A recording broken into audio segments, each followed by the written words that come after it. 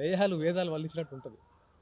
అవినీతి కేసులో చిప్పకూడు తిని తీహార్ జైల్లో వాళ్ళు చెప్పే నీతులు కూడా వినాల్సి వస్తుంది మనకు. వాళ్ళు అవినీతి కేసులో జైల్లోకి వెళ్ళి 2.0 అని గెటప్పులు మార్చుకొని ఇప్పుడు వచ్చి మాకు నీతులు చెప్తుంటే మేము వినాలి. ఇప్పుడు మేము తెలంగాణ బిడ్డలు మేము వినాలి. అక్క, మీరు ఎక్కడున్నారు? ఎప్పుడొచ్చారు తెలంగాణ ఉద్యమంలో? 2000లో స్టార్ట్ అయినప్పుడు మీరు ఎక్కడున్నారు? అమరవీరులు అయినప్పుడు మీరు ఎక్కడున్నారు? ఉస్మానియా క్యాంపస్లో పిల్లలు తన్నులు తినప్పుడు మీరు ఎక్కడున్నారు?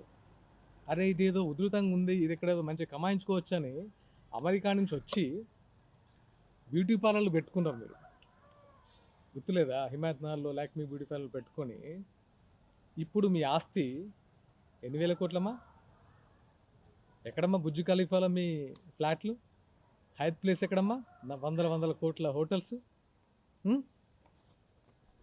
అలాగే 50 ఎకరాల ఫామ్ హౌజులు ఎక్కడి నుంచి వచ్చినాం ఇవి? మరి తెలంగాణ అమరవీరుల పరిస్థితి ఏంటి? అమరవీరుల కుటుంబాల పరిస్థితి ఏంటమ్మా చెప్పండి. మీరు తెలంగాణ జాగృతి పేరుతో ఒక బతుకమ్మ ఎత్తేసుకొని ఎంత మనీ ఎన్ఆర్ఐ నుంచి ఎంత మనీ కలెక్ట్ చేశారు? దానికి శ్వేతపత్రం రిలీజ్ చేయమంటే చేశారమ్మా? అవి మనకు రావు, ఎందుకంటే మనల్ని ఎవరు అడగద్దు. మనం మాత్రం అందరినీ క్వశ్చన్ చేయొచ్చు.